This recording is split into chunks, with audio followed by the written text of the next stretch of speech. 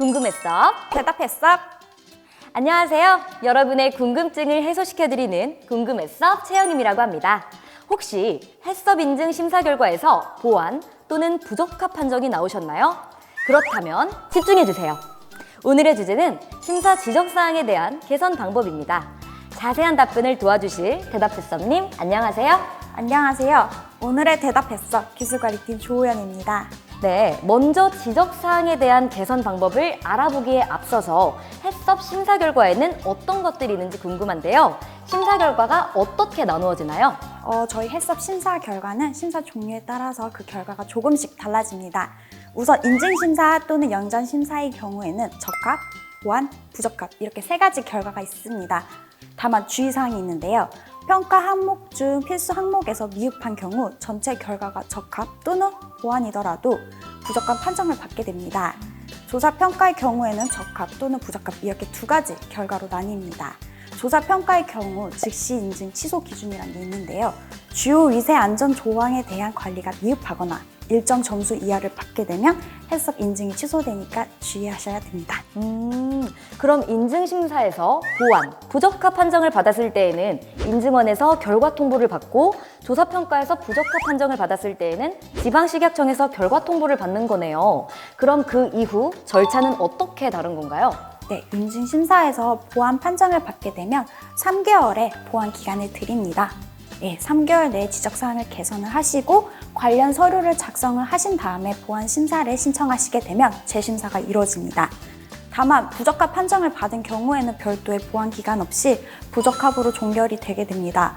조사평가에서 부적합 판정을 받은 경우에는 인증심사의 보완 판정과 비슷한 절차를 따릅니다. 저희 행정처분일로부터 1개월 보완 기간을 드리며 시설 공사를 해서 내가 이 기간 내에 좀 어렵다 개선이 이렇게 되면 3개월 범위 내 연장도 가능합니다. 지적사항에 대한 개선이 완료된 후에 관련 서류를 제출하게 되면 재평가가 이뤄집니다. 심사에서 지적사항을 받아서 개선해야 한다는 건 알 것 같은데 이 자료를 제출해야 하니까 어떻게 작성할지가 어려운데요. 정해진 양식이나 참고할 만한 자료가 있나요? 네, 맞습니다. 많은 분들이 현장이나 서류에 대한 지적사항이 단순히 오는 거는 개선을 쉽게 하시는데 이거를 이제 서류로 준비를 하시고 관리를 하시고 이런 부분은 좀 많이 어려워하세요. 그리고 저희한테도 질문을 많이 주시는데 우선 자료 양식과는 관련해서 법적으로 정해진 양식은 없습니다. 그래서 업체에서 자유롭게 양식을 작성해 주시면 되겠습니다. 다만 지적받은 사항과 개선 사항에 대해서는 딱 비교가 될 수 있도록 작성을 해주셔야 되는데 예를 들어서 바닥이 파손이 된 거에 지적을 당했어요. 그러면 이제 업체에서는 이 파손된 부분을 개선을 하신 것과 예전 사진을 딱 비교를 해서 작성을 해주시면 되겠습니다. 네, 그리고 저희 인증원 홈페이지에는 자료실에 소규모 업체를 위한 표준 기준서 자료가 있으니까 그 자료 뒷부분 별첨 참고 자료를 봐주시면 되겠고요. 거기서 검증 개선 조치 보고서가 있으니까 이거를 참고해서 작성을 해주시면 도움이 될 것 같습니다. 조금 전에 그 인증 취소라는 이야기가 나왔었는데요. 즉시 인증 취소, 원 스트라이크 아웃을 들은 적이 있어요. 정확히 어떤 건지 또 이런 경우에는 어떻게 보완해야 되는지도 궁금해요. 네, 원 스트라이크 아웃 제도에는 5개의 주요 위생안전 조항과 평가 점수에 대한 데드라인이 있습니다. 주요 위생안전 조항 5개를 설명을 해드리자면 첫 번째, 업체에서 사용하는 원부 재료 입고 시에 검사 성적서를 받지 않고 또 업체에서 자체적으로 검사도 하지 않았을 경우이고요. 두 번째, 지하수를 비가열 섭취 식품의 원부 재료 세척 용수 또는 배합 용수로 사용하면서 살균 소독을 하지 않았을 경우. 세 번째, 작업장 세척 소독이 미흡하거나 종사자 위생 관리를 하지 않았을 경우. 네 번째, 주요 관리 공정의 모니터링을 하지 않거나 한계 기준이 이탈이 되었는데도 불구하고 개선 조치를 실시하지 않은 경우. 마지막으로 해썹 인증 이후 신규 제품 또는 추가된 공정에 대해서 위의 요소 분석을 실시하지 않은 경우입니다. 데드라인 점수 기준은 선행 요건 관리 또는 해썹 관리 분야에서 만점의 60% 미만을 받은 경우입니다.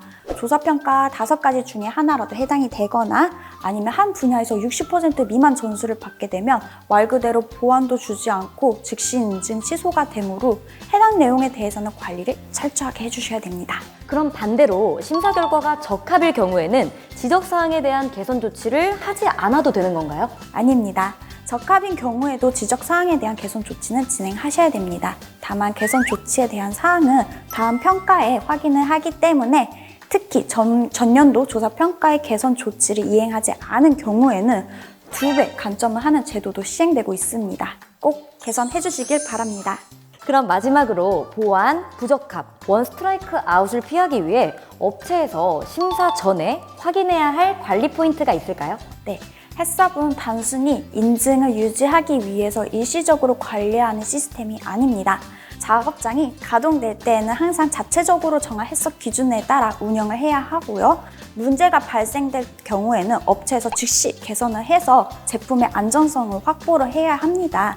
평상시 햇섭을 운영함에 있어서 관리자 또는 작업장 분들이 햇섭을 제대로 운영하고 있는지를 확인하기 위한 절차가 필요하고 또 햇섭 시스템 내에서 이런 절차 방법이 정해져 있어요. 바로 햇섭 시스템 검증입니다.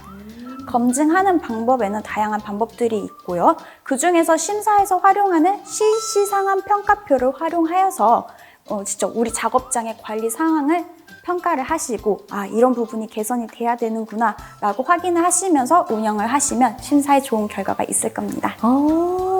네. 오늘은 심사 지적사항에 대한 개선 조치 방법에 대해서 함께 알아보았는데요. 모두들 보완, 부적합 걱정 없이 적합이라는 좋은 결과 있으셨으면 좋겠습니다. 맞습니다. 팁을 더 드리자면 햇섭 평가를 받는 실시상황 평가표는 식품 및 안전관리 인증 기준 식약처 고시 통해서 확인 가능하니까 정기 검증을 통해서 사전 준비를 하시면 꼭 좋은 결과가 있을 겁니다. 네, 그럼 오늘의 궁금했어 대답했어은 여기서 인사드리겠습니다. 다음 시간에는 어떤 주제로 돌아올지 기대해주세요. 그럼